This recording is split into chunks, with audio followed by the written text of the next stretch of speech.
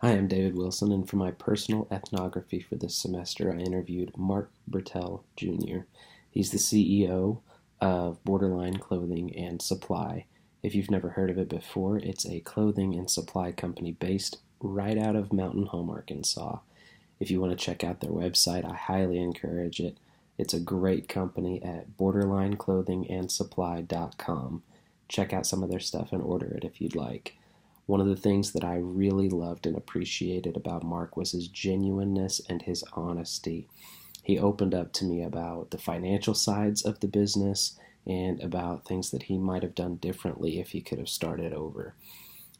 He was very candid about the profitability of their business, but also shared with me how, in their mission statement, they say that they want to provide quality gear that's American made to stimulate the local economy and to give back. And they do that by donating meals to the North Food Bank of North Central Arkansas for every item that they sell. They also help with the Baxter County Humane Society in giving donations to them as well. One of the most significant takeaways that I had from the interview with Mark is how he actually did his own taxes for the business in the beginning, which, if you have ever been involved with businesses and their taxes, you know it's a headache. And Borderline Clothing and Supply is an S Corp.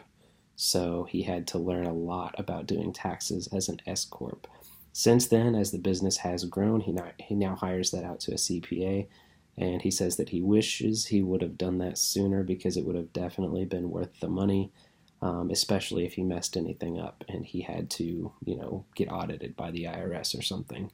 But thankfully, that's handled by a professional now, so that's not something that he has to worry about anymore.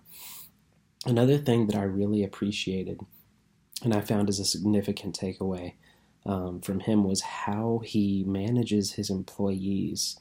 He still does manual labor on his own, even though he is technically the CEO of a fairly successful company at this point. But he said he'd never ask his employees to do anything that he wasn't willing to do as well.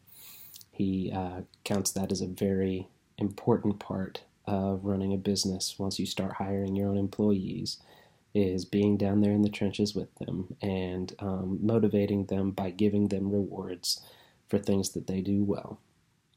Anyways, that's my thoughts on Mark Bertel for Borderline Clothing and Supply. Again, check out his website at borderlineclothingandsupply.com and order some stuff.